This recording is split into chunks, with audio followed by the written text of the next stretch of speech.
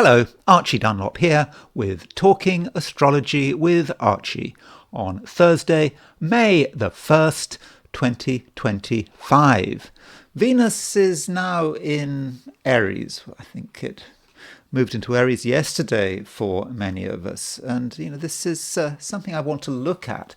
Now, what I don't want to do is just look at Venus in Aries, what it means to have Venus in Aries. I want to be more focused. I want to look at Venus moving onto the Aries point. The Aries point is very important in astrology, and it can be a point that relates to the world as a whole. And if you have Venus on the Aries point in your natal chart, that may say something about your relationship to the world in which you live, not just if you've got Venus on the Aries point, if you've got Venus aspecting the Aries point, for example, conjunction or square the Aries point. Of course, if you've got Venus square the Aries point, that's Venus at 0 degrees Cancer or 0 degrees Capricorn, which is, of course, the solstice point. Even the semi-squares to the Aries point, 45 degrees, 135 degrees, they can all be important. And at the moment, we've got quite a lot of stuff at the Aries point. We've got Neptune very close to 0 degrees Aries. Now we've got Venus.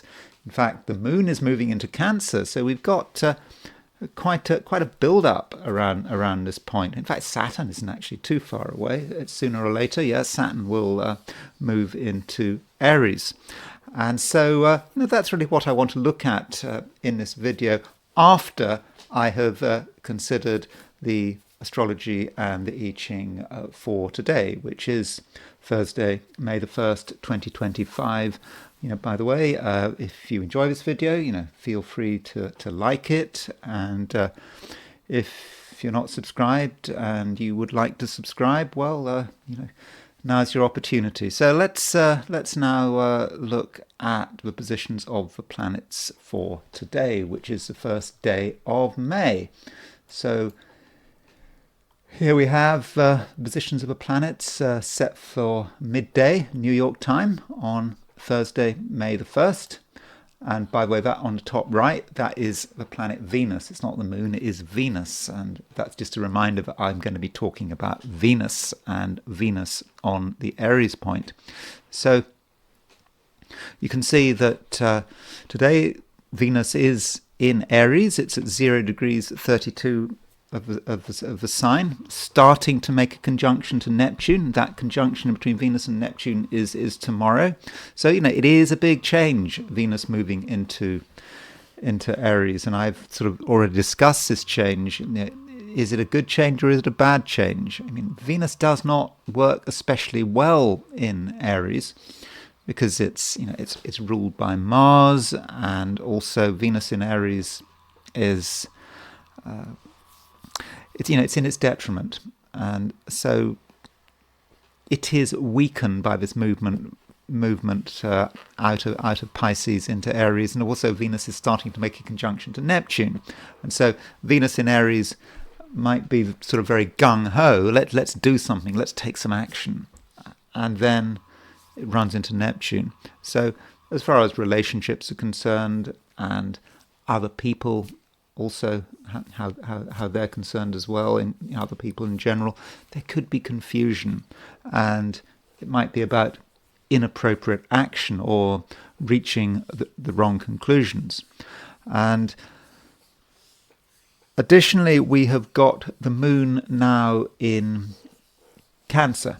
So the moon actually moved into Cancer 8:22 a.m. London time, which is 9:22 a.m.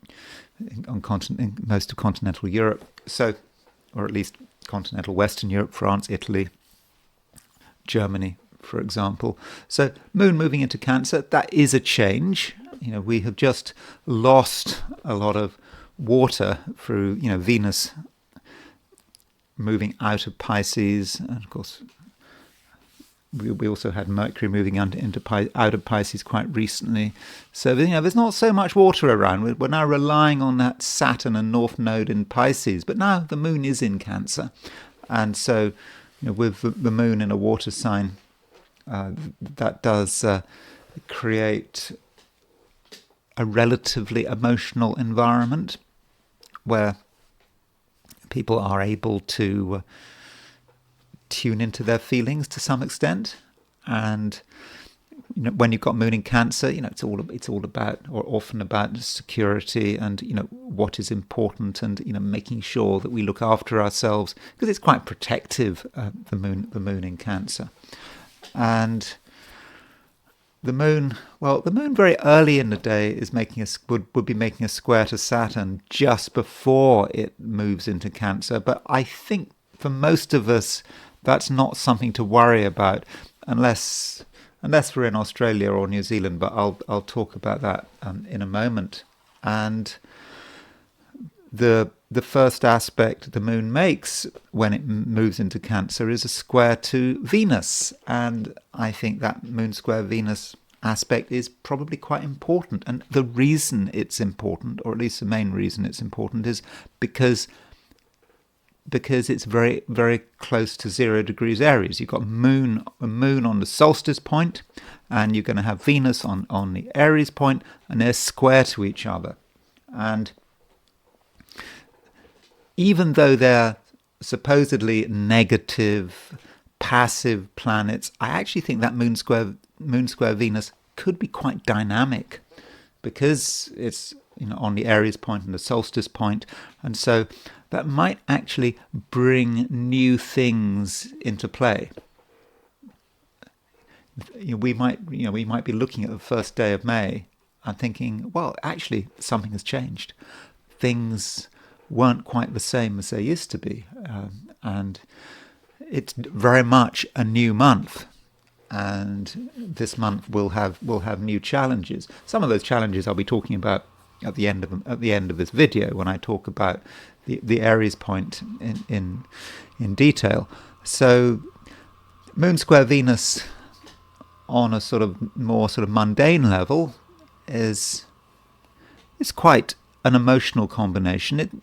It can be quite caring, and thinking about other people and what other people need, and there can be additionally a certain emotional indulgence there, because the moon is not just making a square to Venus, it's making a square to Neptune, on the Aries point.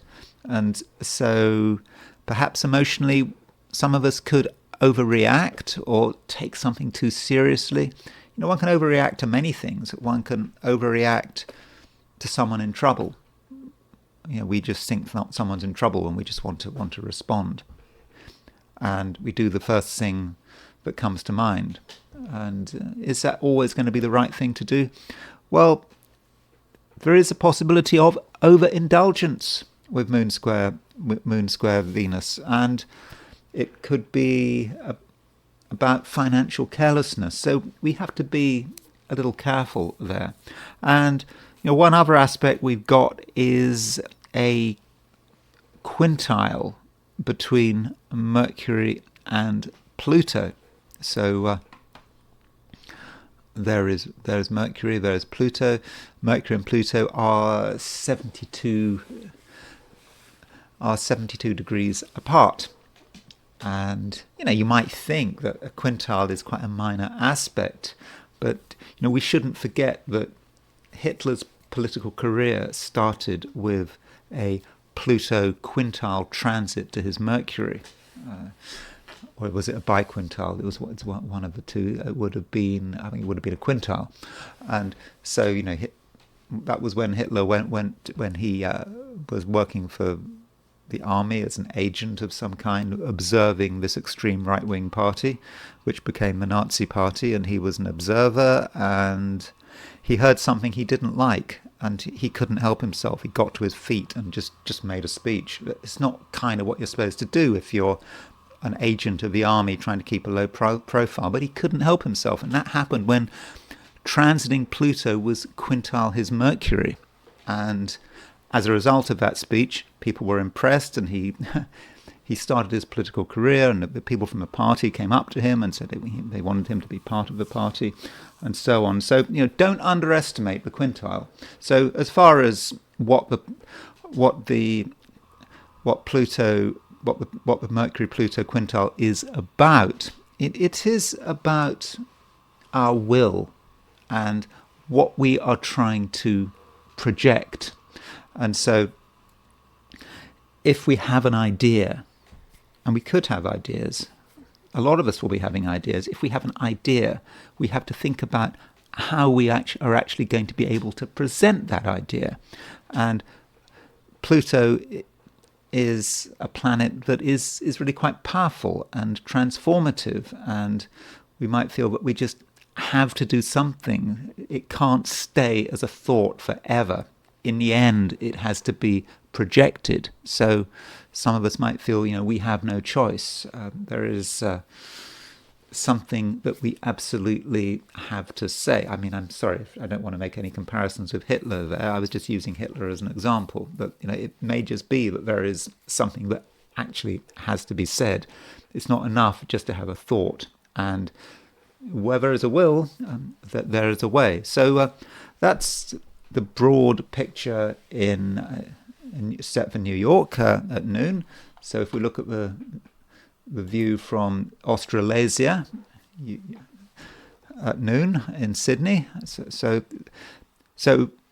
at noon in Sydney, and also noon in New Zealand or whatever, the moon is still going to be late Gemini. I mean, the moon will move into Cancer later in the day, but for much of the day the moon is still in Gemini, and the moon is making a square to Saturn, and so it could be that moon square Saturn is the dominant influence for much of the day. So if you are in Australasia, it's maybe going to be a slower day and a more considered day, but perhaps a day when you're less likely to make mistakes because you're going to be aware of what could go wrong with that moon square Saturn. And there might be sort of more doubts. That contrasts with the picture in the Americas when or in Europe where you have where the moon is really aspecting Neptune. So it's a rather different day, but we've still got some of the same things happening. We've still got Venus moving into Aries. We've still got Moon moving to a square of Aries, because the Moon will eventually move into Cancer, even if you are in Australia or New Zealand, and that will happen sort of later in the day, sort of probably early evening. And then there is the heliocentric view. Here it is, with the Sun at the center of the solar system. So that by the way is the heliocentric picture for a week ago. So let me just change that. Sorry about that. Thought that chart looked a bit unfamiliar. So sorry about that. Okay, so that's a view for today. The Earth is getting closer to the sextile of Mars. It's now sort of 1.5 degrees apart. I think it was 2 degrees apart yesterday. So over the next few days, Earth moving towards the sextile of Mars. That means that some of us are becoming more dynamic. We feel that there's something that needs to be said, something that needs to be done, and that might chime with the fact that Venus is moving through Aries. We do have planets in Aries. Something has to be done, and we just don't want to hang around, doing nothing forever. Yeah, something eventually has to give, and I think that is about it. I don't think that there is much else to report. So a lot rests on that Earth sextile Mars. Mercury is still making a trine to Uranus, and Mercury is making a sextile to Neptune and a trine to Uranus. So, remember, these are heliocentric aspects. They're not especially personal, but Mercury is about what we're thinking and what is influencing us. And so, we've just had the trine to Uranus, so there may be something getting at us, something that we feel needs to be expressed. And remember what I said about the Mercury quintile Pluto. So it's a similar kind of energy there. And also then Mercury moving to a sextile of Neptune. What is it? And with Uranus and Neptune impacting Mercury, there may be moments where we're not quite sure what's going on, where we're almost in a little bit of a daze, and things occur to us, and we didn't mean them to occur to us, but they just come into view, and they might be surprising. To begin with, it's not immediately obvious that something has happened, but this lack of presence which we might feel for a few moments, remembering that Uranus-Neptune, Reinhold Ebertin described Uranus-Neptune as the elimination of a waking consciousness, and that needn't be negative. It can just be a time when we're flipped somewhere else and we see another reality. But it's quite subtle. I wouldn't worry about it too much. So let me now look at things from the perspective of the 12 signs. So these are my forecasts for the 12 signs for today, which is Thursday, May the 1st, 2025. Aries. Aries, things are maybe slowing down a little in some respects. Venus is moving into your sign. It has moved into your sign. So you could say that Venus in Aries is making you more forthcoming, especially when it comes to dealing with other people. So that you want to present a particular image. That's true. But additionally, the moon is moving into Cancer, and the moon is making a square to Venus as it moves into Cancer. So, with the moon moving into Cancer, Aries, it's possible that you get a certain sense of perspective. You feel that you can't do everything at once, and that you do need time to sort of work things through. And so maybe some of your impulsiveness will be blunted. And going back to Venus moving into Aries, that Venus moving into Aries, it could in some respects soften you.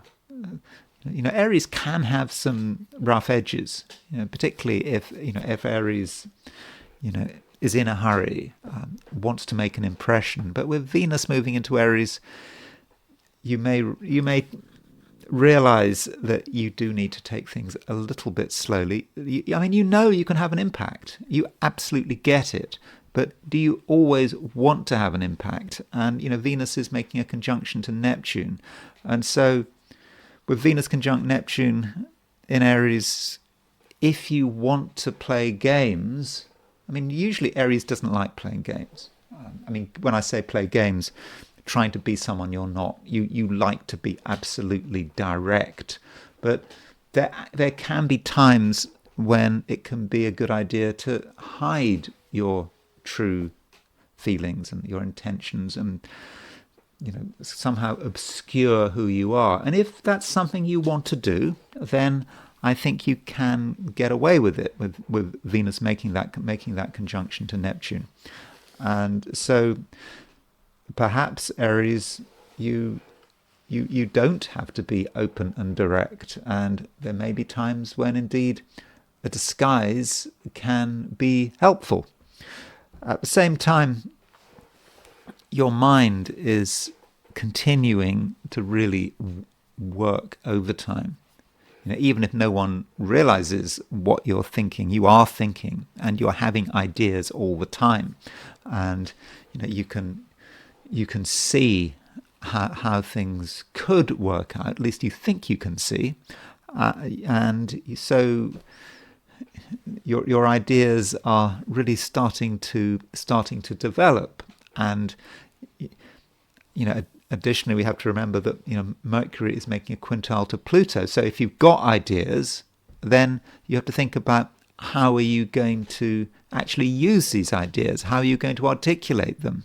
And it may be the case that now may not be the time for being absolutely open and honest, but sooner or later you're going to have to show your hand. So that might be something that you want to be working on.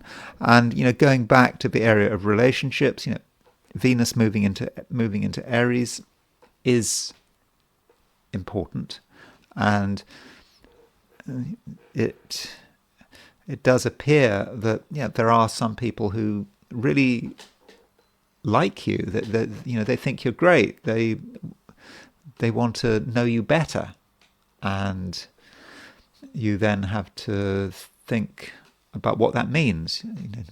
Do you want to know them better? But there's probably no excuse for being alone. I mean, if you don't want to be alone, if you want to be alone, well, that's fine. But if you don't want to be alone, I think there's just something about you that people find attractive, and it may also be the case that you just have something that they don't have. And so if you want company today, I think you can find it, though keep some distance, because Venus is conjunct Neptune, and Venus conjunct Neptune may represent a person who is confusing, giving off weird signals, and they don't know what they want, and so you certainly don't entirely know what they're looking for. But if you just are aware of the inner confusion that other people are experiencing or may be experiencing, then I think that you can get the balance right, and I think that the right person can be a benefit to you, and certainly you can be of benefit to them. Taurus, you are now enjoying Venus moving through Aries, and you're familiarizing yourself with what is perhaps a new situation, and you feel that you should be doing things. And if you're not doing things, you might feel a bit nervous. But just because you feel impulsive, it doesn't necessarily mean that you actually have to do something. You can be aware of your power and your strength without actually lifting a finger. And especially now with Venus moving towards a conjunction to Neptune, I think it's tomorrow that when Venus Neptune conjunction is exact. But that Venus conjunct Neptune may encourage you to do something without really thinking it through. You might just do something on a whim, and you do something on a whim, and how does it work out? Well, it may not work out very well at all, because you just haven't got your facts straight. But there is another way of looking at this Venus conjunct Neptune. It is quite a spiritual pairing, and so Taurus, you're going to be aware of things that are beyond yourself, and that's quite possibly something you want to hear. I mean, Taurus can be a very spiritual sign. I know it's an earth sign, and you might think that an earth sign is just not into the spiritual side of things, wants things to be real, but in practice, that is not true.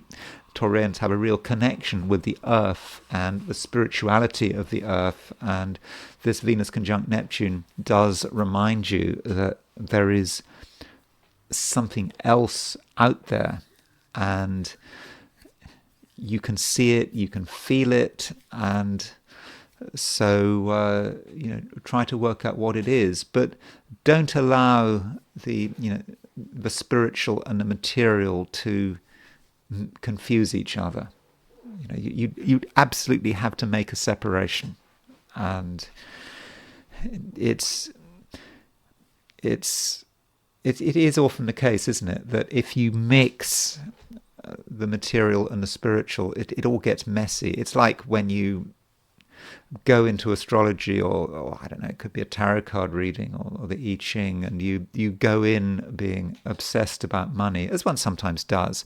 One wants a solution, and one looks for a solution to one's financial issues through the tarot or the I Ching or even astrology, and it just doesn't work. You're just working on two completely different levels. And so, with Venus conjunct Neptune, it's fine to be all over the place when it comes to stuff which is all over the place, like one's spirituality or one's broad destiny, where you don't have clear boundaries. But when it comes to money and material things, you don't want things to be Neptunian at all. You want things to be absolutely straightforward, and you want to be as realistic and grounded as possible. That really is important. So don't mix things up. I think that really does matter. And on a different level, Taurus, I think that you are going to actually be quite sociable today. I think that you'll be able to mix with lots of different people, and you're going to be probably relatively open-minded. And additionally, in terms of the way you communicate, there's something about you that is actually quite reassuring. And if anyone is worried about something, you can perhaps put their fears to rest. And so, that is just a natural skill you have. I think you have that skill anyway, but at the moment it's especially pronounced. So that's going to bring people in. It's perhaps going to bring people into your orbit because of how reassuring you can be. And it's quite possible, Taurus, that over the course of the day you can make new connections, and some of these new connections can be very useful, and they can help you, in one way or another. But don't think beyond the situation. If you're getting on with someone, and you like someone, and they like you, and you're able to be comforting and reassuring, that's enough. Maybe things will develop at a later stage, but do try to live for the moment, and enjoy other people's company. Gemini,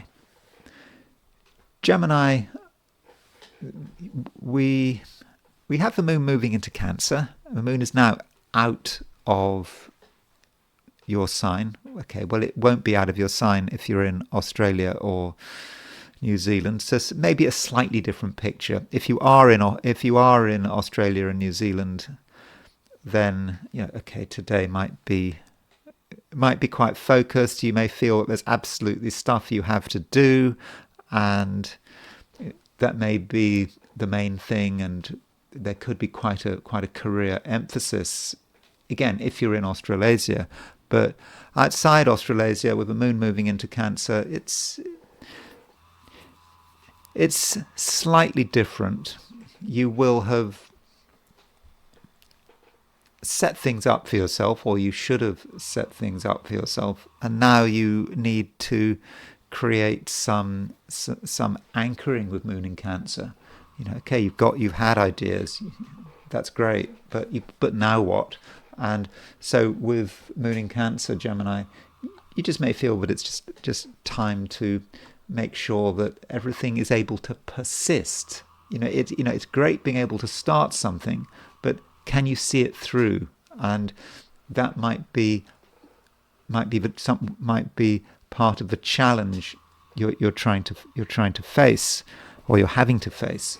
And additionally, Gemini, you do continue to have ideas, and you've had ideas for some time, but now things have changed. What are you going to do with your ideas? How are you actually going to change the world? And that is quite a challenge. But I do think that you can do it, and a lot of it is connected with your willpower. it's having an idea and then being able to turn that idea into something real, to project it outwards onto the outside world, and to actually cause change. And Gemini, I do think that is something you can do, provided you believe in yourself. I mean, part of the problem of being a Gemini is Geminis can have doubts. Can I really do this? I always have ideas, but the ideas, tend to go nowhere, and that can be a Gemini. That can be a Gemini issue.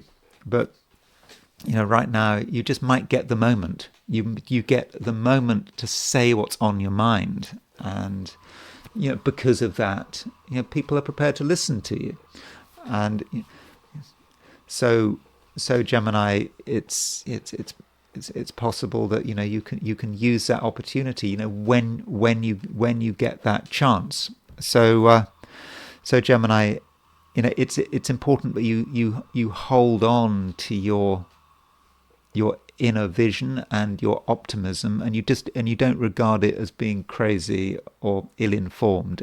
You can actually have a real impact, and I think that your enthusiasm is going to be very clear.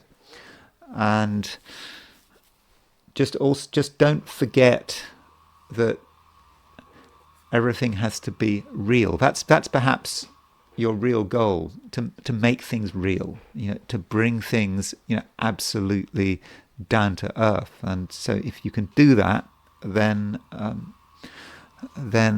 I think it can actually be a pretty productive day. Oh, and we've also got Venus really well established now in Aries. So Venus in Aries, making a conjunction to Neptune, and that may say something about your social life and the people you come across, not just today, but while Venus is moving through Aries. But that Venus-Neptune conjunction, well, it's exact tomorrow. So Venus conjunct Neptune is a time really for having ideas, as I've already suggested. But some of your ideas about the future and some of your hopes for the future may need to be clarified. Venus conjunct Neptune may make you a little bit vague, and that's not something you want to get too attached to, that kind of vagueness. It is a time when you need to have an absolutely clear image about what you want.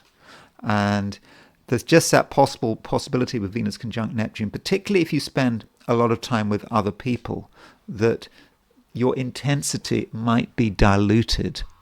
So it's true that your social life is going to be quite good at the moment with Venus moving into Aries. It's just that if you spend too long with certain people, you might get confused and distracted, and you might lose your power. And that's not what we want, because right now you do have the ability to really concentrate on your thoughts and what you want, and perhaps through an act of will you can actually make them happen. Cancer, got the moon moving through your sign. I mean, that's good, isn't it? It's always good when the moon moves through Cancer. Moon moving through Cancer, it just feels that you've in some way arrived, that things are starting to make sense. And that contrast with the last few days, when there has been a certain lack of clarity.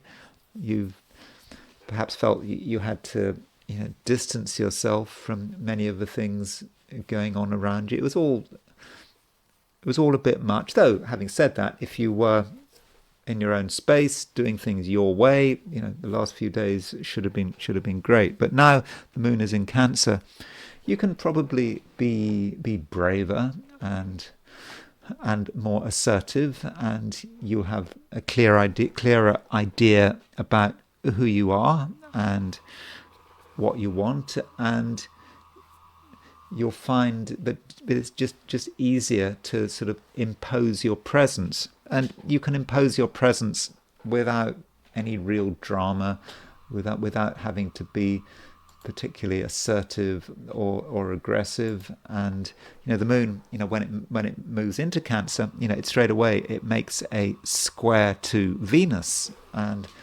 I think that moon Venus square should for you actually be great, because it gives you certainly a lot of charisma. Venus is the planet of relationships. It's a planet of other people, and when you've got that contact, particularly that cardinal contact, moon is in your sign in Cancer. Cancer is a cardinal sign. Square Venus in Aries. Venus, obviously Aries is a cardinal sign, and Venus, is right at the top of your chart in Aries, at least at the top of your chart in a chart set with your sign as the ascendant, as the whole sign ascendant, if you want to be technical about it.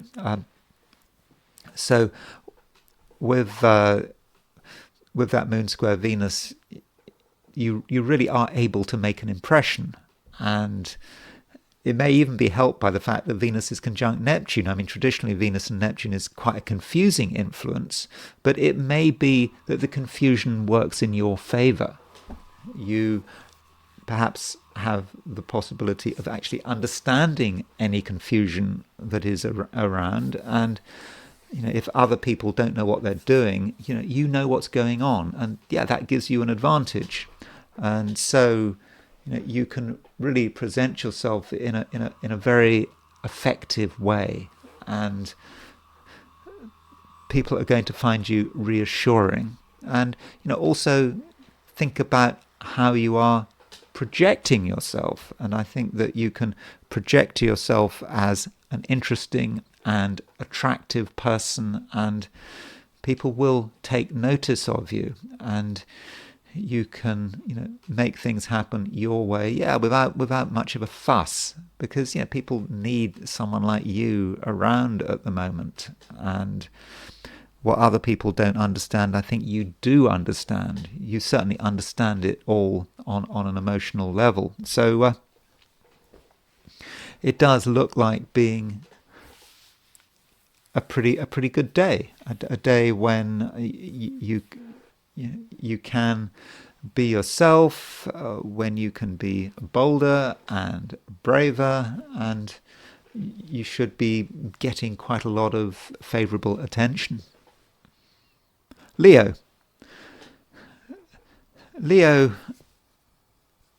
you have ideas, and you don't just have ideas, but you have hopes, and you do believe that things could be better. Maybe you even think that they will get better. And at the moment, Leos have a certain amount of faith. I mean, faith is not a word that I would necessarily assign to Leo, and I probably need to explain that. Faith is just a belief that everything is going to be fine. It's not a knowledge that everything is going to be fine. It's just a belief. Things might not be fine, but you just believe that in the end it will be okay. And that might sound nice, but it could be dangerous, because at some level there is a lack of conviction. And if you have a lack of conviction and you're a Leo, then there might be a problem there. There's still that area of doubt, and doubts could intensify. So if you're not 100% sure about something, you're 90% sure or 80% sure, then you might be in a position where you're maybe just being a little bit naive. You just assume that things are going to work. Now, why shouldn't you change the situation? If you wanted to change the situation and make it more healthy, you would say to yourself, well, 80% sure is great, but you want to be 100% sure. What would you have to do to be 100% sure that something is going to work your way? What would you have to do? Well, you'd have to put in more effort. I mean, that's one thing you'd have to do. You'd have to, cover all bases. And so there's a material side to it. And there's also an inspirational side. You have to transcend belief and turn belief into knowledge. And knowledge. When I say knowledge, I don't mean knowledge in just knowing facts.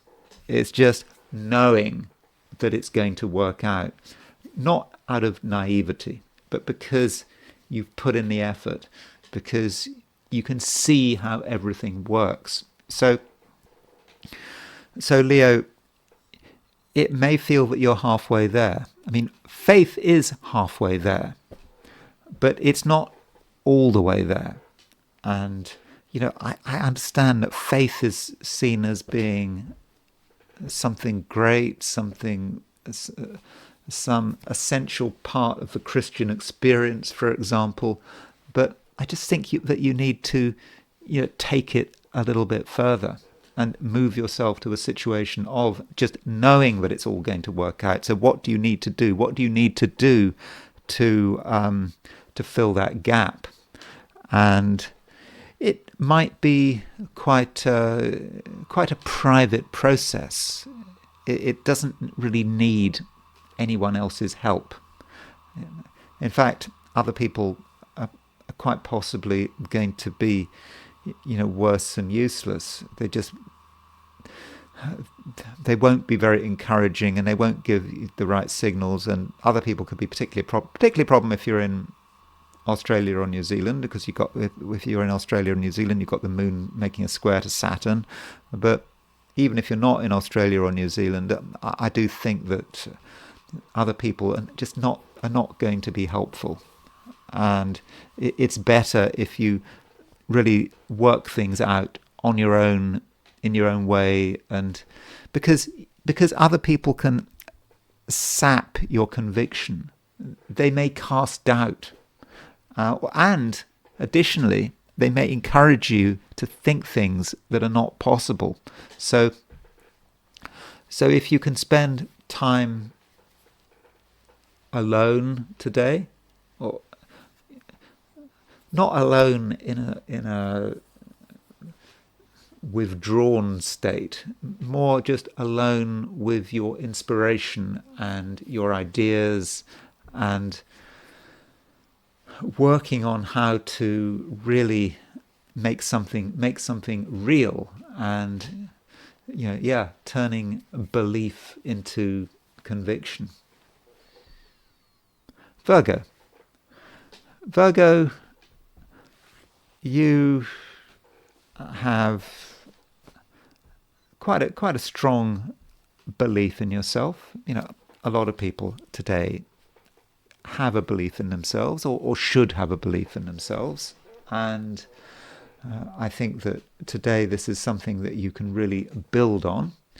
And so if you believe that something should work your way, then it can work your way. And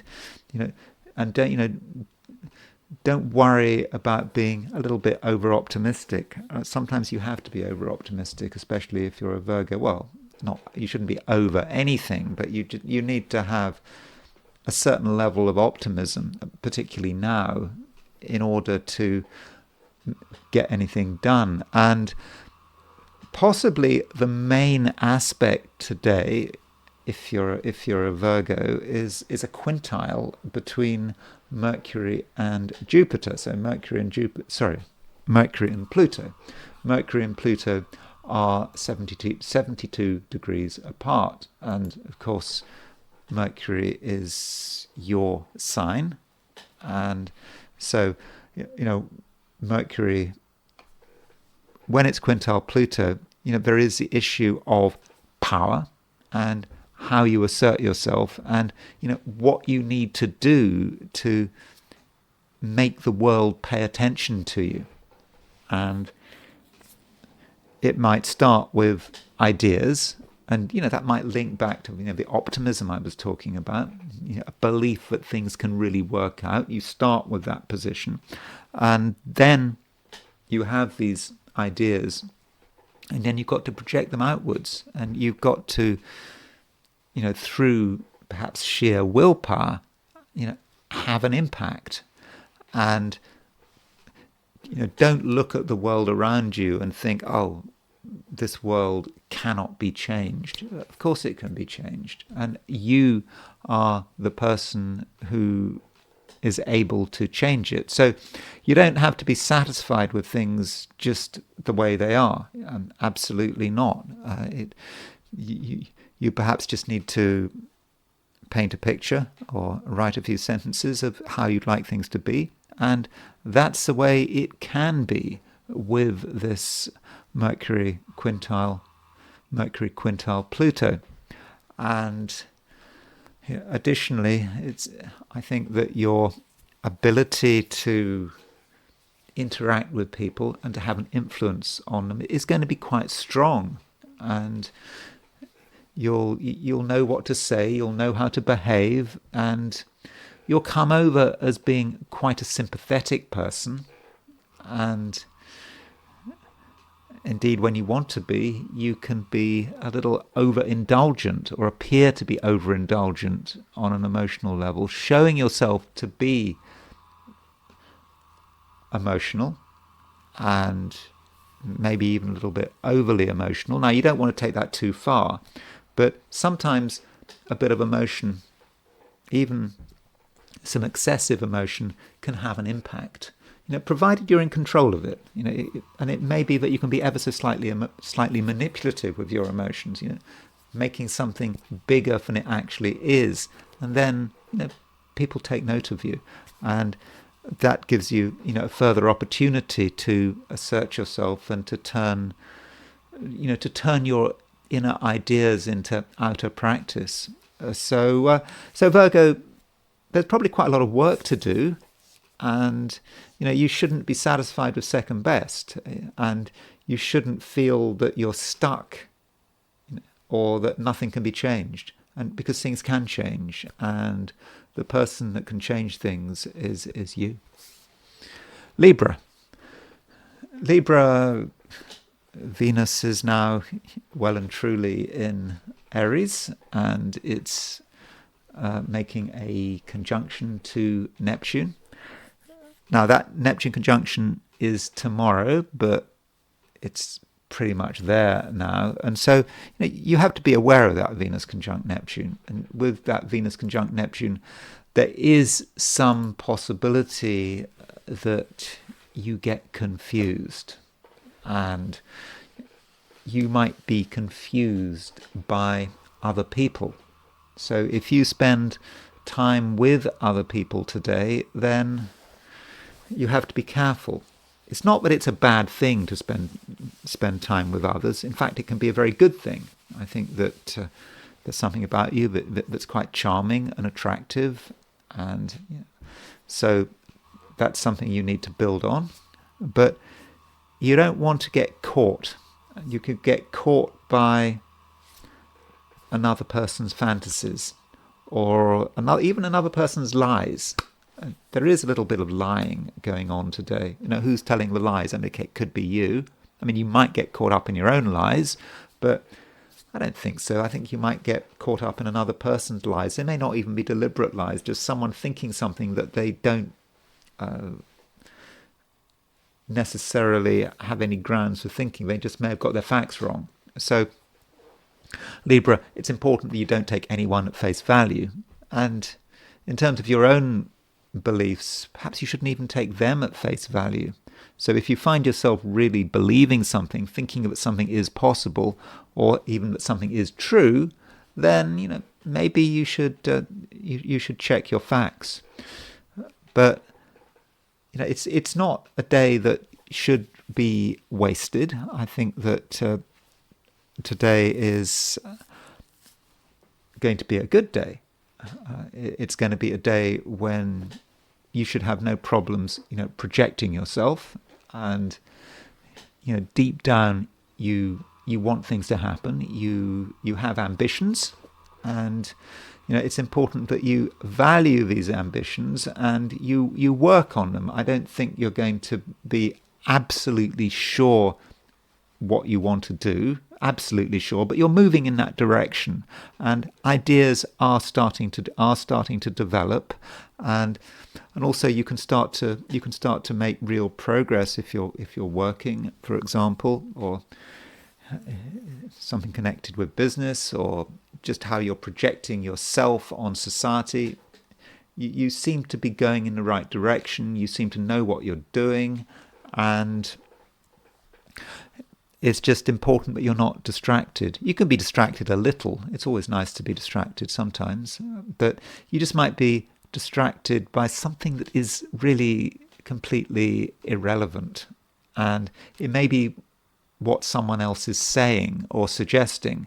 So, Libra, for sure, you have to take into account other people, but you mustn't allow them to have too much influence over you, and you shouldn't be distracted by, well, to be frank, by other people's BS. That is possible. So that's something that you should be slightly concerned about, but I think that you should be able to get through it. And don't forget, Venus is moving through Aries. Yes, other people might matter, but you're allowed to be assertive with Venus in Aries. If you don't like something or you want something, you're allowed to be very clear about your feelings, and you don't have to apologize. And as far as relationships are concerned, I think that relationships in general can work well. They can be dangerous because you could be distracted, or you could meet the wrong people, or the right people who are usually right, may right now be somewhat confused and misleading. But if you handle things correctly, and you always make sure that you have the final say, then I think relationships should work pretty well today. In fact, they might work absolutely brilliantly, if things happen on your terms. Scorpio, you are feeling, I think probably better than yesterday. I think yesterday you might have felt a little bit distracted, and you had thoughts which may have been deep and even a little bit dark, and there may have been some passing negativity, but today you are feeling better, and I think that you're feeling more positive, and you can start to see possibilities that might not have been there yesterday. And so, Scorpio, do think about what is possible, and additionally, do have some awareness of what you are thinking. It is a time when Scorpios are thinking about lots of different things, and you're having ideas, but you're able to have ideas within a certain structure. I think that you're at the moment very aware of constraints, and these constraints might relate to the law, or to the government, or to some legal framework that you have to work in. And if you have ideas, particularly practical ideas, and you research these ideas, you might find that the law is not what you expected. So that is a possibility. So there could be a legal side to today. I mean, it's not like you're necessarily going to have an interaction with legal officials, but it's just when you start to work out what's possible, what's not possible, the legal dimension, or perhaps the governmental dimension might suddenly appear, and that might be a little bit unexpected. At the same time, you have a good understanding of the way rules work and the way authority works. And if you want to demonstrate your authority, that's something you very much can do. And you shouldn't forget that Mars, your ruler, is in Leo, it's opposition Pluto, and that is quite an authoritative aspect. And it's an aspect that allows you to almost sort of lay down the law if you feel you need to. So the issue of law, regulation, government, just shouldn't be forgotten. And it's possible that you can use it for your own purposes. And Leo, it really does matter that you keep going. Sorry, Leo, you're a Scorpio. Sorry. Scorpio, it's important that you keep going and that you have a strong vision of who you are and what you can do. And when it comes to relationships, do be aware that things are changing a little. Venus has changed sign. Venus has moved out of Pisces into Aries. And so that may say something about some of the people close to you. They seem to be more sure of themselves. They might be more definite. And in one sense, that's a good thing. But just because someone is sure of themselves doesn't mean to say that they should be taken seriously, because they might be sure that something is right when in fact it's wrong. And you will straight away know that something is wrong. So if someone close to you, or they needn't be close to you, but I think it's more likely to be someone close to you, says something with absolute conviction today, then don't necessarily believe them. And it's really difficult when someone is very convinced of something. When they say this is the case, and they are really into facts, and they give you the facts, as they are. Very easy to just say, okay, well, if they sound very sure of themselves, but okay, I'll let them get on with it. But what's true. Fundamentally what's true and what is possible. And if you have any doubts about what someone is saying or what someone is claiming, then I think it's very likely that you're correct. Yeah, this person doesn't know what they're doing. So you need to be tolerant of other people's mistakes, but you can't allow people to get away with mistakes. And if someone really is deluded, then your responsibility is to ground them and to point out that actually they've got it wrong. And that's just something you have to do, with Venus conjunct Neptune. And it may just be your responsibility. And a final point about relationships, Venus has gone into Aries, and Venus is, of course, the ruler of your seventh house, Taurus. Taurus is your seventh house, so your opposite sign.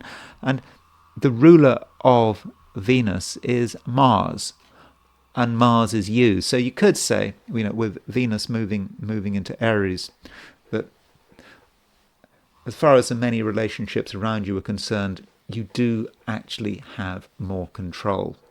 And you therefore shouldn't be afraid of correcting people or guiding people, or maybe even telling them what to do. I think you perhaps can get away with it. And you're also, Venus is starting to move towards a trine to Mars. So this trine isn't exact for a few weeks, but it's getting there. And so in relationships, you have to. You don't have to do anything, but in relationships, it's a good idea if you can, be prepared to take the initiative and don't take anything at face value. And if anyone's making a mistake or talking nonsense, then feel free to correct them. Sagittarius, you perhaps see that some things are not quite as simple as you would have liked them to be. You had an idea that it was all straightforward, that you understood everything, and now there is a new complication, and you perhaps have to get into things at a new level, and that's okay. I think that at the moment, Sagittarius, you have the ability to dig deeply and perhaps ask questions that some people don't want to answer, but questions that still need to be asked. And don't be afraid of using your feelings. You are quite sensitive at the moment, and you're sensitive in a useful way, I'd say. And you can look at things beyond the external details, and you're not going to take what other people say at face value. Words can work on different levels. There is the word as it is expressed, but then you have to think about what is the motivation for that word? Why was that word written? Why was that word spoken? And Sagittarius, I think that is something that you really are going to be able to understand. And it's not a day that needs to be entirely complicated. Venus is now in Aries. Venus went into Aries yesterday. In fact, it might have gone into Aries this morning if you're in Australia or New Zealand. And with Venus moving into Aries, there is something quite fortunate about this, from a Sagittarian perspective, because Venus is moving into a fire sign. That's always welcome. And with Venus moving into a fire sign, you have the opportunity to, enjoy yourself in new ways. Venus is a planet of enjoyment, and in the Sagittarius chart, Aries is a sign of enjoyment. So Sagittarius, you'd really have a chance, an opportunity to, enjoy the good things in life, and you don't want to be overly puritanical. There's always a place for being a Puritan. In fact, Sagittarius, don't forget that Sagittarius is ruled by Jupiter, and Jupiter has a great sense of right and wrong. So you shouldn't necessarily think that Jupiter and being puritanical are two completely opposite concepts. They're not necessarily. That's not necessarily the case. But with Venus, with Venus moving into Aries and making a conjunction to Neptune. That conjunction is tomorrow. With that happening, there are plenty of things to amuse you, and you might want to explore them, but up to a point. I think that you still have a certain reticence because you are aware, Sagittarius, that everything has a consequence at the moment. And so if you let go, have fun, and you're enjoying yourself, where might that lead to? What might be the unfortunate consequences? Maybe you're revealing too much. Maybe you're compromising yourself. These are the questions you're asking yourself. So perhaps you need to really engage your emotions. It's not about thinking. It's about engaging your emotions and your feelings and your vibes and asking yourself, is this always the right thing to do? And if something feels right and those alarm bells aren't ringing, then it probably is right.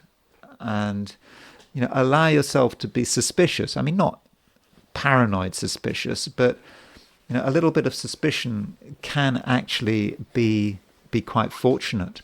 And all the while, Sagittarius, you are thinking and you are speculating.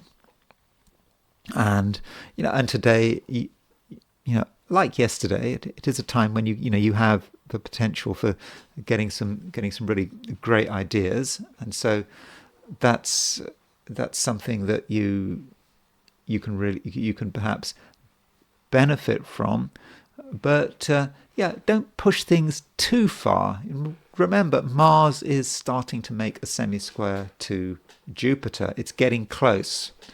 And I think tomorrow, actually, Mars is making that semi-square to Jupiter. So Mars semi-square Jupiter just might encourage you to overdo things, take something too far, and realize that you've potentially compromised yourself. But it is unnecessary, because your alarm system, your warning system, is actually very good at the moment. And that warning system is working on an emotional level. So don't ignore the emotional side of things. Your emotions are there for a reason.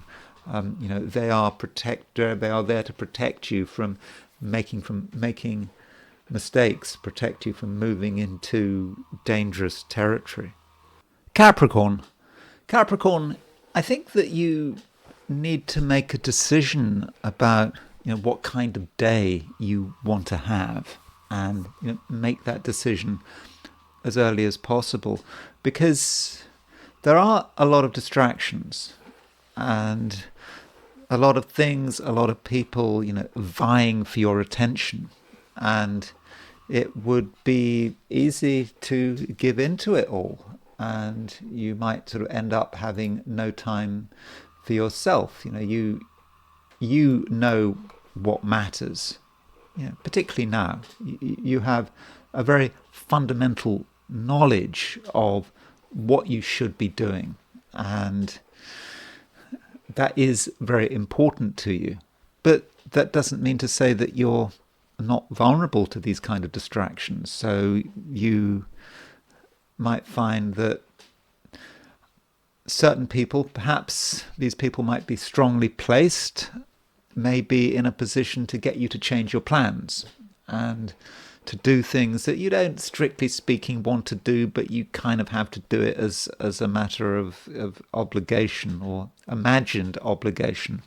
So this is a day that that could go wrong. I mean, not in a sort of disastrous way, but you might just get so distracted and so caught off guard that you actually get to achieve nothing. So that's why it's very important, Capricorn, that right from the beginning you decide what is important. And it is true that at the moment, Capricorn, your people skills are very good. Your people skills have actually been very good for quite some time, for quite a few weeks. But it really is possible to have too much of a good thing, and you have to decide when enough is enough. And in the process, you don't have to be harsh, you don't have to be rude. You just have to make your position clear, and that's all that's required. And you firstly have to make your position clear to yourself, and then you have to make your position clear to others, and then I think that everything will be fine. Now, as far as what you should be doing, well, of course, there's nothing you should be doing, but what you might feel best suited to. Well, like yesterday, I do think that it's important that you appreciate your own space, and that you do things which you feel comfortable with. And I think the best work will be done on your own, or in a place where you are in control. it's not a time to be, going out of your way to please people or to make a good impression. I mean, it's always good to make a good impression, isn't it? But if you try too hard to make a good impression, you lose sight of your individuality, and you also lose sight of your larger set of goals and ambitions. And so we've got by the way, we've got Venus starting to move to a conjunction to Neptune, and with that Venus moving to a conjunction of Neptune, there may be moments where you're asking yourself, what are you supposed to be doing? What should you be doing? And you might not feel sure. And you really won't be sure if you're surrounded by other people and there are competing interests. It just could be a real nightmare. But if you are on your own, then it's a different picture. Yeah, there might be a bit of confusion, but it's kind of healthy confusion. It's a kind of confusion that you can work on in your own way, and sooner or later the clouds will start to lift, and you'll see where you're supposed to be going, and it just will be very clear. Now, going back to relationships, the moon is in Cancer, your opposite sign, so it is a day when relationships can't be ignored, and you do have to consider other people and other people's interests, but only up to a point. You can't give in to outside pressure, and your space really does matter to you. But the right relationship with Moon moving through Cancer, making a square to Venus, the right relationship can really work well for you. And how do you define a right relationship? Well, a right relationship is one that is supporting and which is sympathetic to your own security needs. And so maybe you have to ask when you're trying to work out whether another person is good for you or bad for you, is asking, what do they want? What is their motivation, and what do you have to do to make this person happy? And ideally, this person is going to be there to make you feel grounded, is appreciative of your space, and that kind of relationship is fine, and it's going to work well. But any other kind of relationship, something that is more nebulous, I think anything that's more nebulous, where you're not sure about another person's motives, or you just don't know someone very well, that kind of relationship perhaps should be avoided. Aquarius,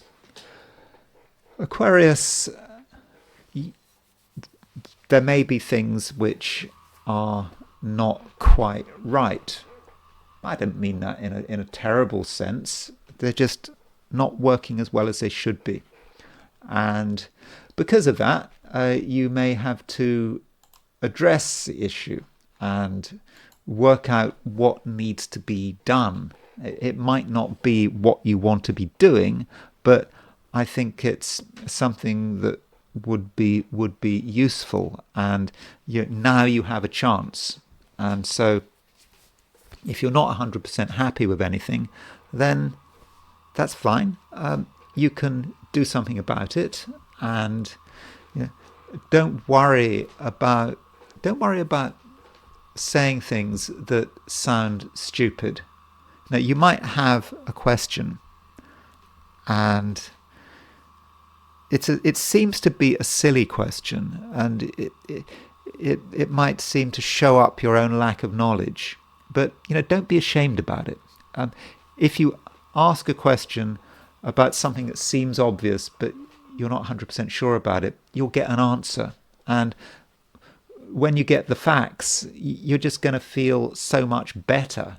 And it might be, for example, about something you have bought. Maybe you've bought an electronic device, and you don't understand how something works, and you think that everyone else should understands how it works. But don't be afraid, for example, of asking a question, maybe on the internet, or maybe asking the company, something like that. And you might feel stupid, but you'll get the answer you're looking for. And so that might be a good way of spending time today. Again, it might seem like a waste of time, but the point is you're making yourself feel better and feel more comfortable.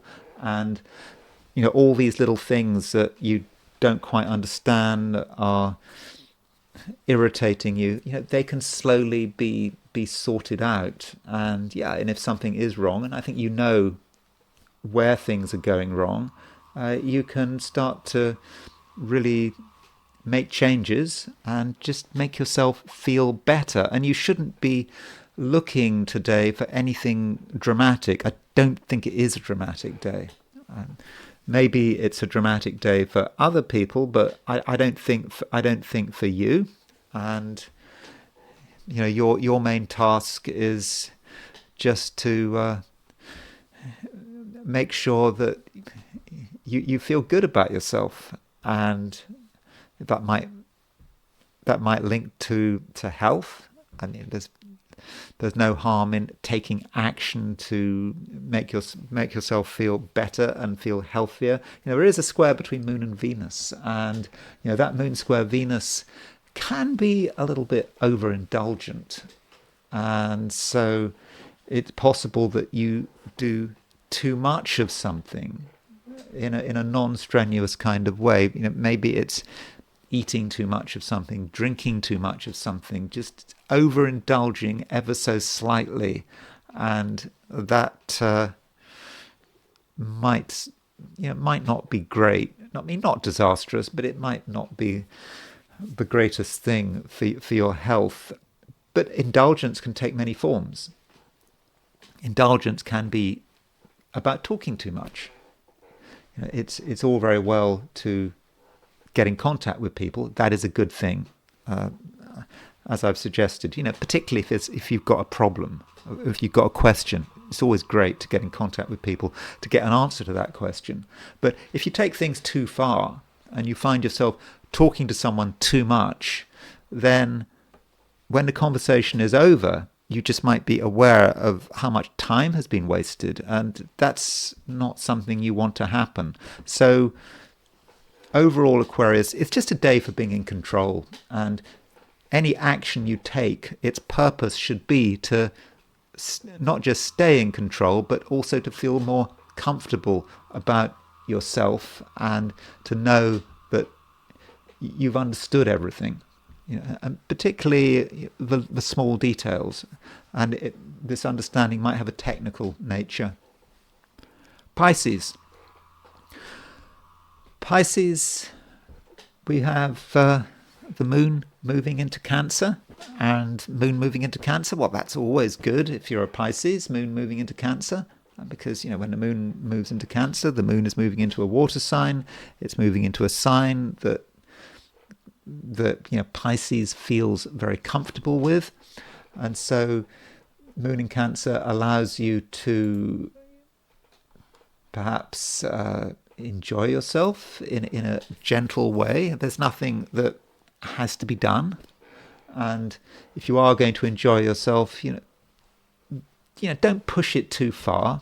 It's just about mild enjoyment, not feeling that you have to take any risks or that you have to take it too seriously. And the seriousness, or it could have a financial dimension, because the moon is making a square to Venus, and so with moon square Venus, that aspect is a little bit indulgent. So by all means enjoy yourself, but with Venus in Aries in the sign following Pisces, you don't have to spend money on enjoying yourself. You don't have to just indulge yourself. There's a difference between enjoyment and indulgement, and there's maybe a fine line between the two, and it should be because it's something that you want to do, and it's important to you, and it's inspirational, and it is also nurturing. But if it's indulgent, well, that's not nurturing at all. I mean, that in a way is self-destructive. And don't feel that there is only one way of enjoying yourself. At the moment, your mind is actually very active, and with this active mind, you're starting to become aware of new possibilities, and perhaps it's a time to be a little bit experimental. See how something feels. You have an idea about something, but what about putting it into practice? Would you enjoy it? I mean, I'm not talking about anything dangerous, but you try something and you might actually realize that it can be fun. And so, don't feel that you only have to do things that you've done before. There may be just something new that you've been thinking about, and now might be the time to give it a go. And you never know what might happen, and I think it could actually be quite exciting. And when it comes to relationships,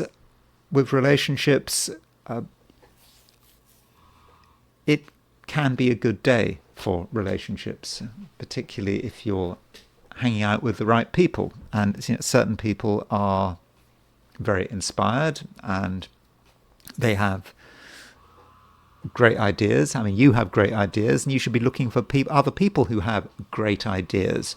And at the same time, some people can actually be quite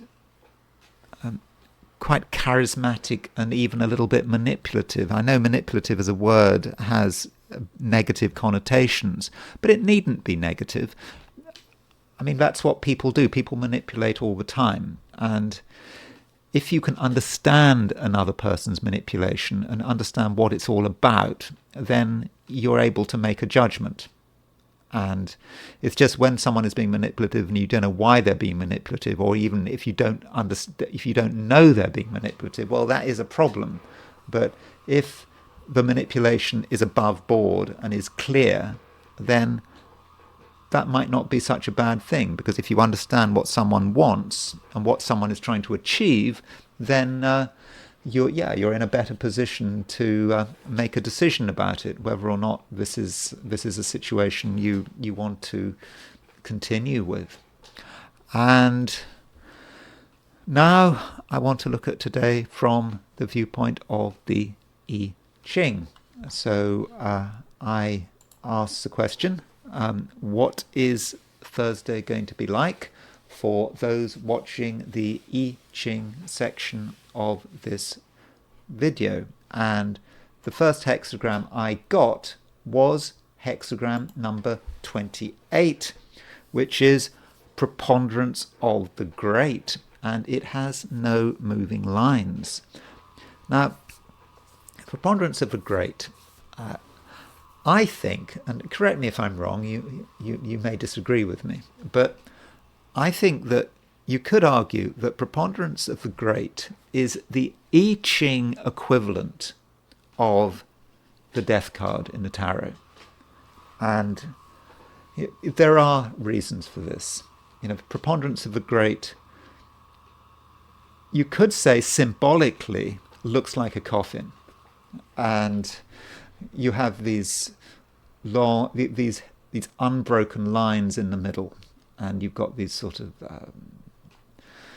broken lines here. The broken lines are the handles, and so I'm sort of reminded of a coffin being carried, perhaps by the pallbearers. And I mean, don't worry, I'm not being scary here in this video, in this description of I Ching. I'm not. That's not what I'm trying to do. So probably bear with me. And so it represents a huge weight as well, and it's a weight that may be just too much. And the I Ching likes to say with the preponderance of the great, particularly the last line. Don't forget, there are no moving lines with this particular hexagram. It's locked. But I think the description of the last line of it is, your head goes under the water, or the water goes over your head. But don't worry. There are some things that are more important than life, and so that death connection, is also connected with transformation. And of course, in the tarot, the death card is about transformation. It's about moving from one thing to another. And with the preponderance of the great, one is dealing with a heavy weight, and this weight may be overwhelming. I mean, it could destroy us if we're not careful. And so what the I Ching is saying is that if we stay still with this great weight around us, it's a weighty situation, and if we stay where we are going to get destroyed. That's going to happen. But remember, this is the I Ching just for one day. And so it's important to have movement. Movement really matters here. And movement, of course, is about transformation. It's like, with the death card. The death card, if it's not reversed, is about transformation. If the death card is reversed, it's about stagnation. And stagnation, in the end, leads to death and destruction. It might be slow death and destruction, but that's what it leads to. And so, preponderance of a great, whatever's happening today, there may be a feeling that really something has to change. You have to move. You cannot continue like you are. You can't continue, continue. Just not. You're not even. It's not even about continuance. It's just staying where you are, dealing with a situation that you don't fully like, but you don't know which way to go. But you have to go. You have to keep moving. You have to move.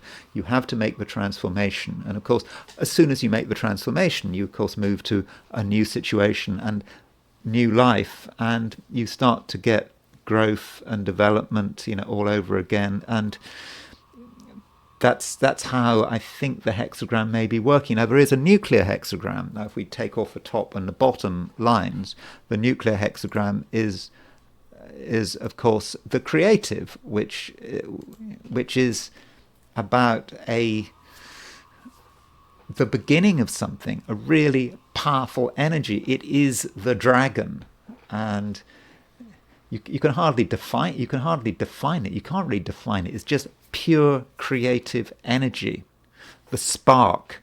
And so, going back to the preponderance of the great, something has to change, something dramatic has to move, and that goes back to the nuclear hexagram of the creative. There is that spark underlying it, and we don't quite know where it's moving, but we have to make that change. And I should say, because we have no moving lines, it is a bit of an ongoing situation, and making that change could be difficult. And there is a tendency to stagnate here because we don't know where to make that change. And so do consider that, and don't continue with a difficult situation in an unchanged way. You have to transform somehow. And you'll know what to do. I think it will be obvious. But just because I've said that this hexagram is perhaps similar to the death hexagram, to the death card in the tarot, I'm not trying to scare you. And again, because we have no moving lines, that may indicate that this hexagram is not especially significant in any way. It's just a hexagram for one day. So let's finish up with the astrology. And Venus is moving into Aries, and it's on the Aries point. So very often what I do when I see a planet changing sign is I just have I go through a lot of people who have that placement. I could give you a list of people who have Venus in Aries, but I think I've done that quite recently, and I think that would be kind of a bit boring and repetitive. And so I wanted to sort of look at it more as Venus on the Aries point. And the Aries point is often forgotten in astrology, and it does it does kind of show itself through traditional techniques like the sort of the antisia or the contra antisia. I mean, I won't go into the details about that. It's not like traditional astrology is not aware of the Aries point's importance, but the Aries point was really highlighted by the Uranian system of Alfred Witte, that regarded the Aries point as being actually like a planet in one's chart. So you should look at Aries in your chart, 0 degrees Aries, and ask yourself what aspects at 0 degrees Aries. And that, I think, is actually a very useful exercise. So if we look at the chart for Venus moving into Aries, so well, I've got it. Okay, April the 30th. So Venus moved into Aries on Thursday. I'm making this. I'm doing this recording on Thursday. So Venus is actually moving into Aries as I'm making this recording, but it is for Friday. This video is my 12 signs. They're all for Friday, even though I'm making the recording for Thursday. So Venus is still around the Aries point, and so there's Venus at 0 degrees Aries, and so the Aries point is about the world. And when we look at the Aries point, we do need to see this progression, and the progression is you might go from the ascendant to the node to the Aries point, and as you go down that progression, things get more general. It's more about the collective. So the ascendant is very personal. It's about you. It's about how you relate to people, perhaps on a one-to-one level. The node is about your contacts. It's not just one-to-one. It's more about contacts, the various contacts and associations you have. And then the next level is the Aries point, and the Aries point is everything. It's not just yourself, your one-to-one relationships, it's not just your contacts, but it's everything. It's the world, how you relate to the world, how you relate to the planet on which you live. And so, with Venus on the Aries point, you might feel that this is a time where connections really do matter, connections with everyone, and especially as we've got Venus conjunct Neptune. I mean, Venus at the moment, it is conjunct Neptune, and we're reminded that Neptune is pretty close to the Aries point. Okay, Neptune is a bit over a degree from the Aries point, but it's close enough. And with Neptune on the Aries point, perhaps all of us feel as if we are together. The world seems perhaps very small with Venus on the Aries point, in terms of our relationships. And it's not just our relationships with the people close to us, it's our relationship with everyone. And so that might be a broad way in which we look at Venus on the Aries point. And as I pointed out yesterday, Venus and the Aries point and Neptune are all on, well, not necessarily Neptune, but certainly Venus is on the Uranus-Pluto midpoint. And you can see this by eye. There's Uranus, there's Pluto, and there's Aries right in the middle. So Uranus and Pluto is, all of us, we're looking for a change. Uranus-Pluto is a very revolutionary energy. We're not happy with the way things are. And Venus is on the Aries point is triggering all of that. And so I do think that this really does matter. And as far as today is concerned, today we've got the moon moving on to the Aries point as well. I mean the moon yesterday was at 21 Gemini, but the moon is on the solstice point, but here is a chart for the moon moving into Cancer. So moon moves into Cancer today at 8:23 a.m. London time. There's the moon in Cancer, and there is Venus Venus in Aries. So the moon moves into Cancer every single month. Obviously, it's not an unusual event, but this movement of a moon moving into Cancer may be important because it's exactly square Venus on the Aries point, moon on the solstice point, Venus on the Aries point. They're square each other, and it just may say something about the world and what's going on in the world. And so it may be a point where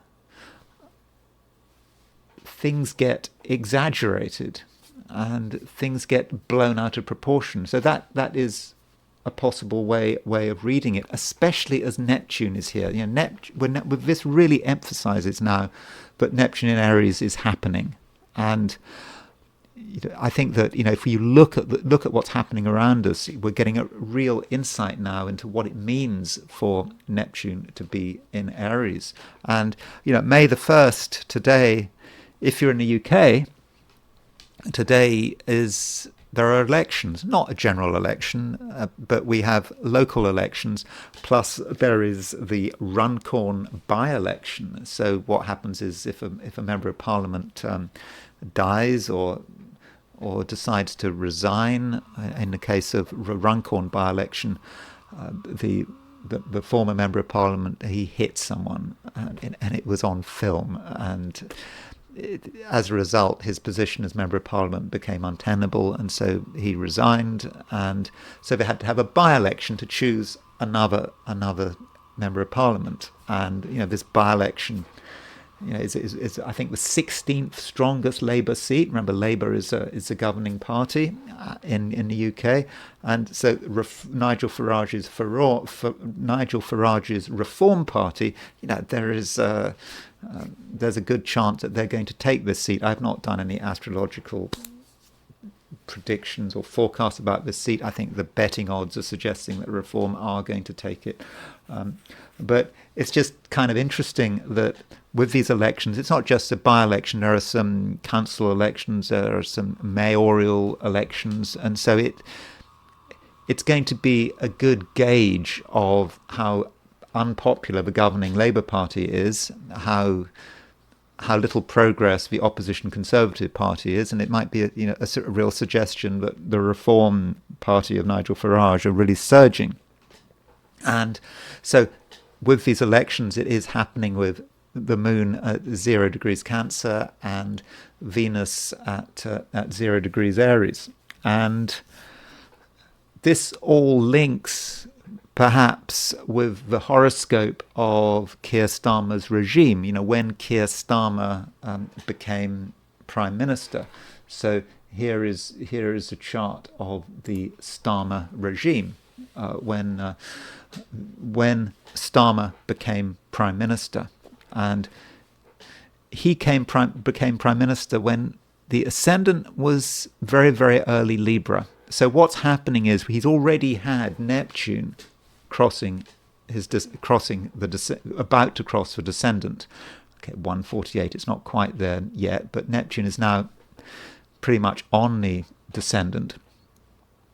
That represents his enemies, and those enemies could work on many different levels. It could be political rivals, it could be international enemies, could be Russia, given that Keir Starmer seems to be very keen to send troops to Ukraine. Will he in the end? I mean, that would be one way in which Starmer falls apart. I have a feeling that this Ukraine thing with Starmer, that might be the thing that really ends up getting him, that really finishes him off. I hope not. I mean, you don't want to move into that kind of situation, but he has to be careful there with Ukraine.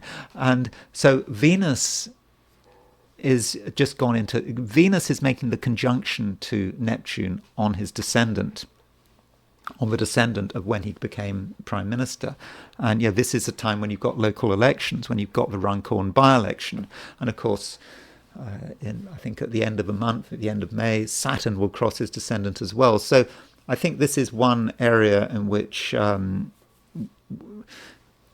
in which this Venus-Neptune conjunction on the Aries point could be influential. I think that this by-election and the elections taking place in the UK in general could actually have quite a devastating impact on Starmer's regime. They're going to be aware of their enemies, left, right, and centre, and it'll be just interesting to see how they respond. And finally, I've talked about Venus on the Aries point in a sort of rather general sense, and I wanted to look at a few people who have or had Venus on the Aries point, just to get an idea of how it might work in astrology. So one person who had Venus on the Aries point is one of the Beatles, George Harrison. So George Harrison had his Venus at 29 degrees 20 Pisces. Now you might see that Venus as just being on skeet, and you might see it as being perhaps a rather difficult Venus because it's on skeet and it's in Pisces. But even though it's in Pisces and not in Aries, that Venus is going to have an Aries feel to it because it's very close to the Aries point. It's within 1 degree. And I think 1 degree orb, maybe 1.5 degree orb, is the kind of orb you should use. And so he's got Venus in Aries on the Aries point. It's opposition Neptune. So you might say that he is able to relate to the public with Venus on the Aries point. Just very easy. I mean, clearly the Beatles were an incredibly successful musical group, and certainly one of their members had Venus on the Aries point. So you can perhaps see how that works, how he projects himself, to a global audience. So if you want a global audience, and if you want everyone to recognize you and know you, then Venus conjunct 0 degrees Aries can be very helpful. And there's actually another Beatle who has Venus aspect in the Aries point, and that is Ringo Starr. So Ringo Starr has his Venus at 29 Gemini.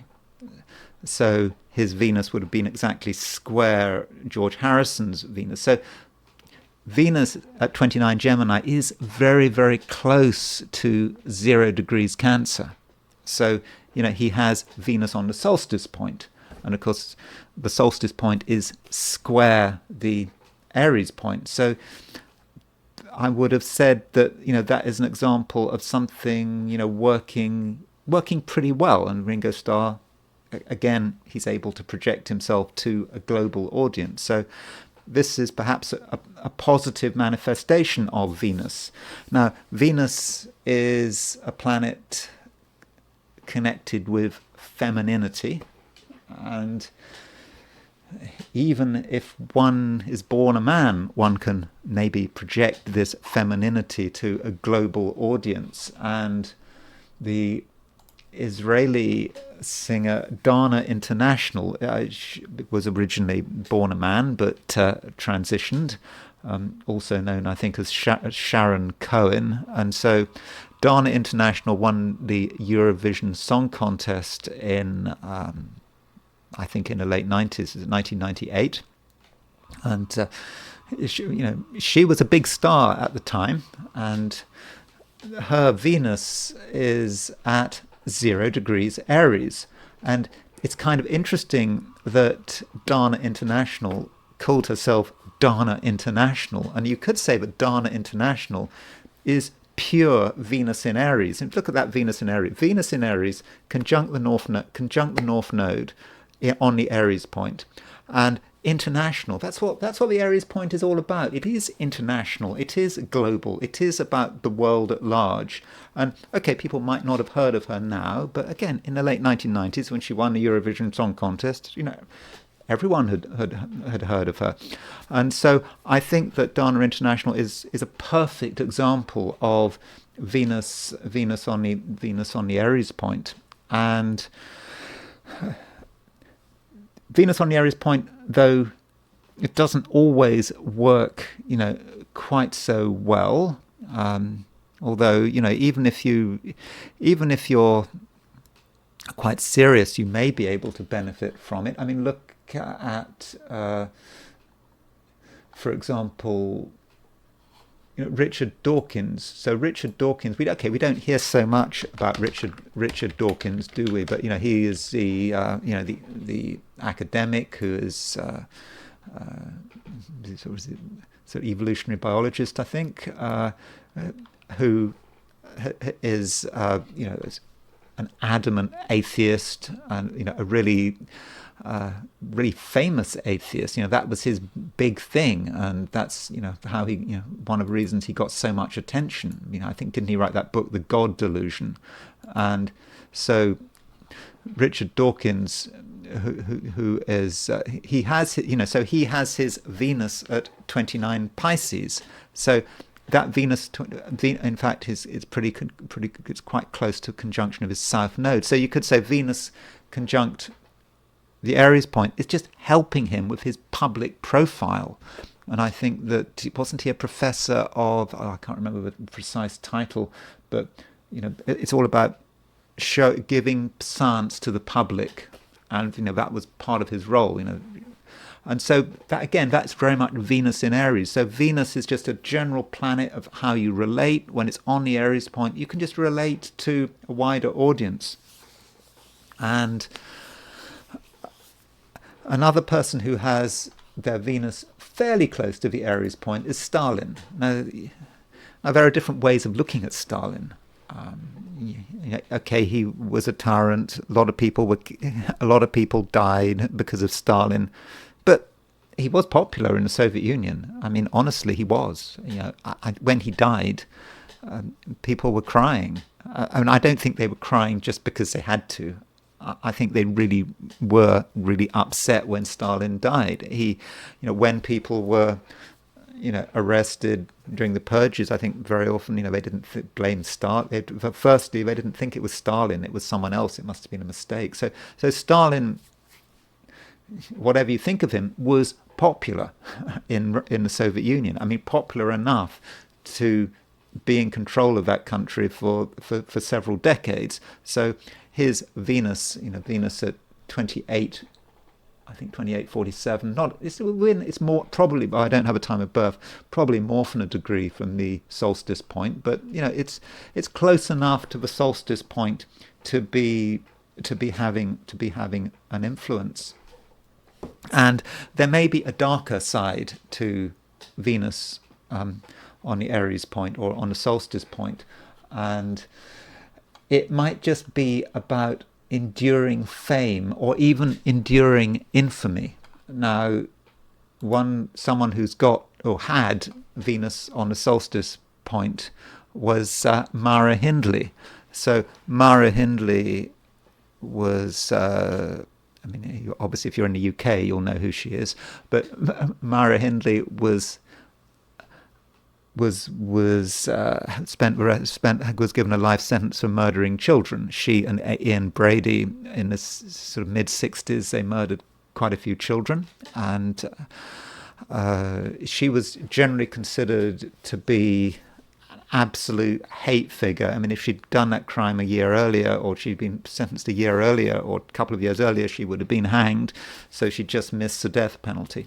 But she kind of became an anti-icon, and everyone just talked to her. Mara Hindley just was a representation of female evil, the destroying mother personified. That was part of the way she committed her. Ian Brady used her. I mean, it was Ian Brady that I think was primarily responsible, and probably if she'd never met Ian Brady, she never would have ended up in prison, probably. But she with her, she perhaps was used to entice these children, or to come over as a sort of a motherly kind of person in terms of the way these children were entrapped and then killed.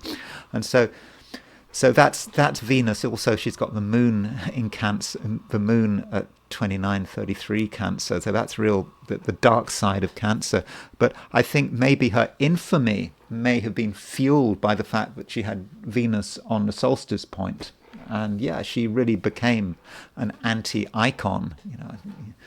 What's it? The Sex Pistols, I can't remember what the song was called.